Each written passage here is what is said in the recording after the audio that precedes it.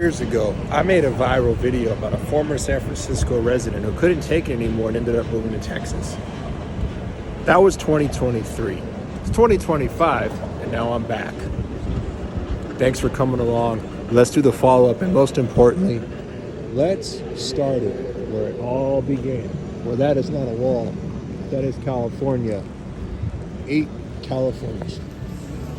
Here is the iconic Hyatt Regency, which this renovation was done not long before I moved. Still looks to be in great shape right here on the Embarcadero Center. We'll see if the back doors are open. Right.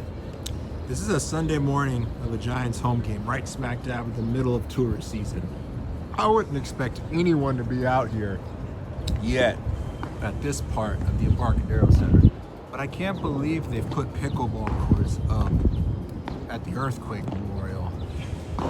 Just crazy how popular the sport is even here on the West Coast.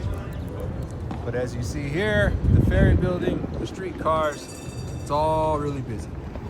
Not unlike many weekend mornings since the Embarcadero was rebuilt after the earthquake. You have people out jogging, people out enjoying what is going to be, you can feel the fog eventually burn off as we look out to Oakland there. What is going to be a beautiful day. There's my second old office building where I came of age.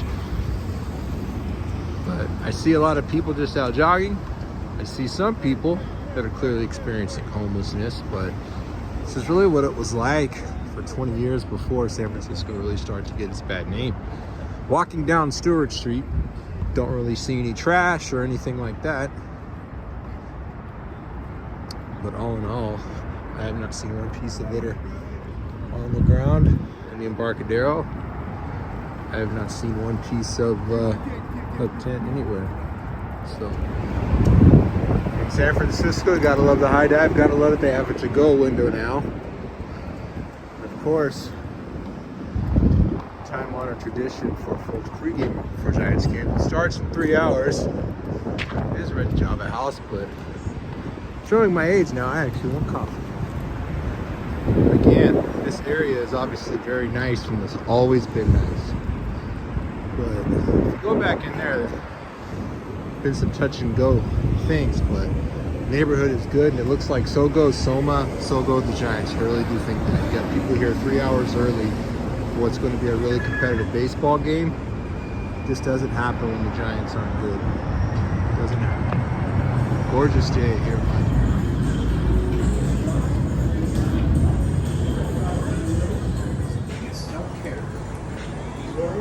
In San Francisco, of course, we got it going already. We got the tailgating going. Of course, we got the beers already flowing.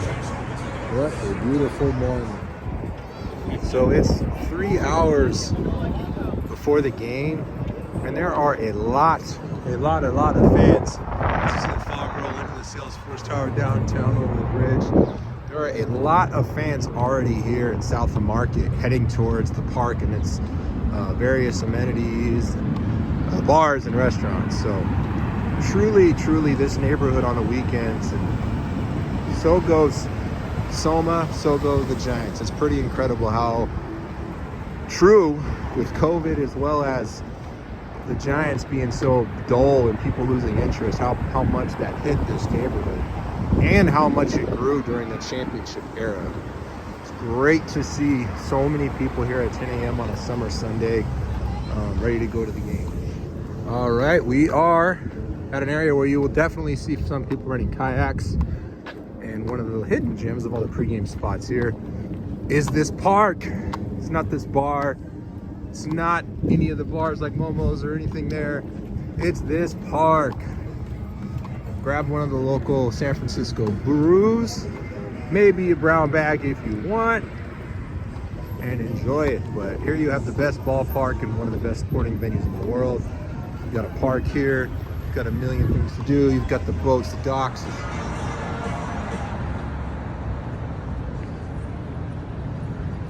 And then there's the Giant Stadium. And there's the Soma neighborhood. There's all of San Francisco. And there's a long line of people to get in, babe. Best stadium ever.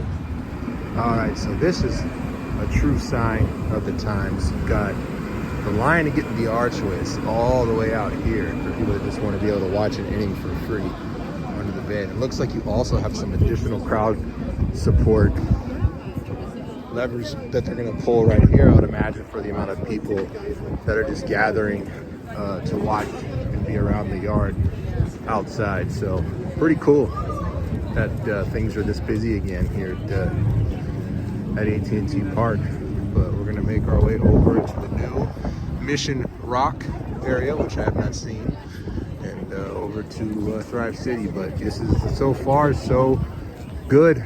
Gorgeous, gorgeous time. And yep, you have the people here who got in line to look in the archways and see the game inside those archways for free. And you see Giants players on the field getting warmed up and ready. One of my favorite views, always handing over the left field dual bridge, was this one right here. I remember during the pandemic, standing right at this bridge, trying to sneak a peek at the game they'd have on the Jumbotron. It's always a great time.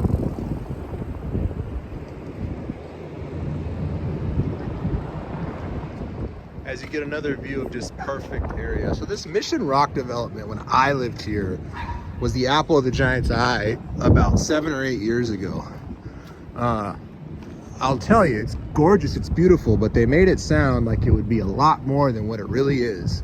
But building like this in San Francisco isn't easy, and it's very necessary when you talk about housing and, at the time, additional office space. But it's good that the Giants kind of have established their own retail presence, which is what you want to do in today's professional sports landscape. I swear these teams are now more real estate agents than anything else. But much like the Warriors down the road, this whole Mission Bay neighborhood has absolutely grown and has absolutely just taken off like they always thought it would. So nice that the Giants have their own little neighborhood here. It looks great, spotless, it's clean.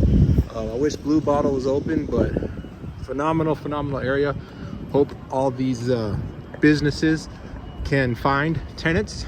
We'll go from there. All right, all the crown jewel of the Mission Bay neighborhood other than UCSF is this new waterfront park, which was always part of the plans, as were all those businesses that you see attached to Chase Center. It's great to see them full and open, but this is the backside of Chase Center. Great park along the San Francisco Bay Trail. Just a great public use land with an amazing view. Beautiful park just to relax and take in the sights and sounds of San Francisco. As we're on the auxiliary entrance, I love it. They have the hot coals and barbecue pits out here for tailgating. Okay. We have more pickleball. The Warriors are having a pickleball tournament today. Just crazy. The sport, it's just everywhere. There's a gorgeous Seeing Spheres art piece, and it's pretty incredible. This would be considered top-notch for any building's main entrance, but the fact that it's Chase Center's back entrance, that they really delivered with this place. They over-delivered with it. It's a phenomenal place, and see more pickleball. All right, so now we're going to go into Thrive City to the back part. Going to take in this beautiful view, this outdoor public space, and this beautiful building. Come on up, let's take a complete tour of Thrive City. And I haven't been here since April of 2020 when the world was shut down and there was literally nothing even here. All right, there are so many different businesses up here at Thrive City. Even on event day, it seems like there's a lot to make sure they all have enough business. But as we come around the gorgeous Chase Center, we enter the main plaza where there is obviously more pickleball going on. No event inside the Chase Center until Monday where the Valkyries play, but behind on the back side of Thrive City, I don't know how any of those businesses make it. This is a very busy building, but people enter from this side, and I don't know how many people are going back there to fill out all those restaurants and bars. I mean, just the restaurant and bars up here at Thrive City facing all the office buildings in UCSF, I think would be adequate, but they are not dumb here business-wise, but they're about as smart as it gets in pro sports. So hopefully it works out and these businesses on the backside of Chase Center can stay open for the long haul. But this is just a gorgeous multi-purpose facility that absolutely delivered.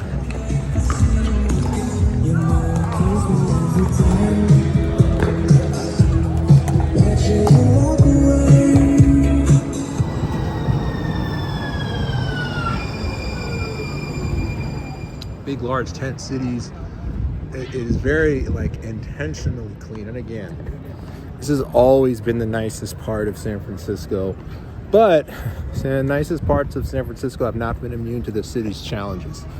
So far, this city is more than ready to host the Super Bowl next year. Can't wait for everyone to attend. As you see, the live 2 hours before first pitch starting to pick up as people have their radios on the beach and are bustling as we head back towards downtown over the Lefty Old Bridge. All right, the famed Willie Mays Plaza entry with its 24 palm trees.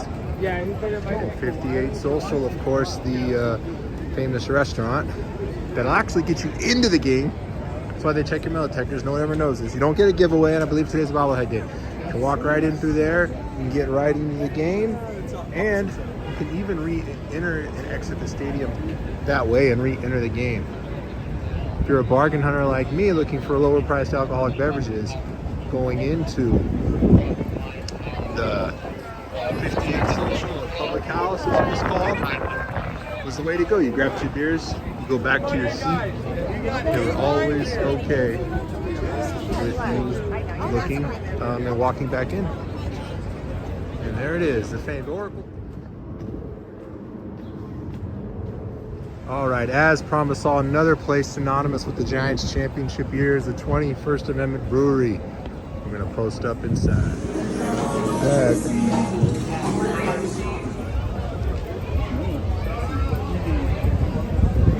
It's bright, sun shining, ocean.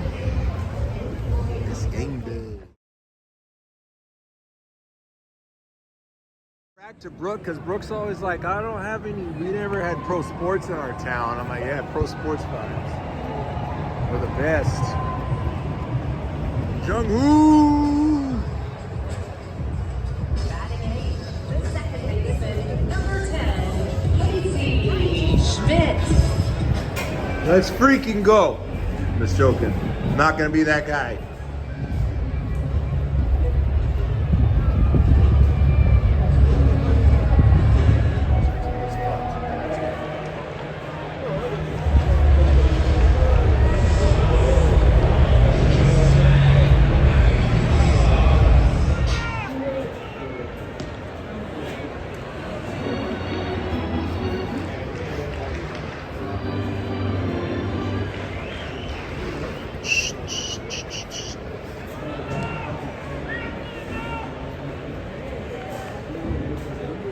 For the Indians, and his ERA was 4.5.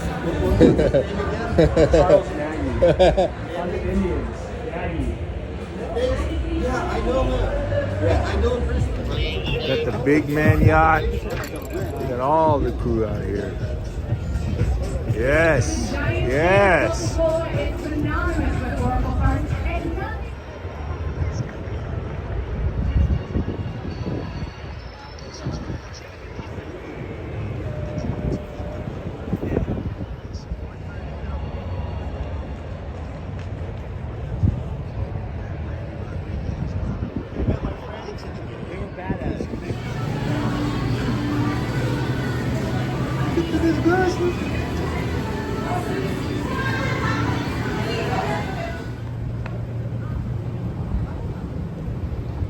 Market Street on a busy Sunday. All seems well. All seems well. Something that is all too common here in San Francisco. No farming.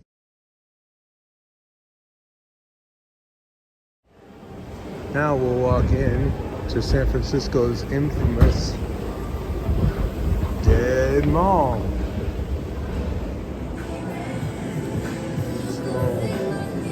It is dead. Let's go for just that. You see the rotunda up there? We'll walk over to where the famous spiral escalator was. Past this empty hall. A couple stores still hanging on for dear life.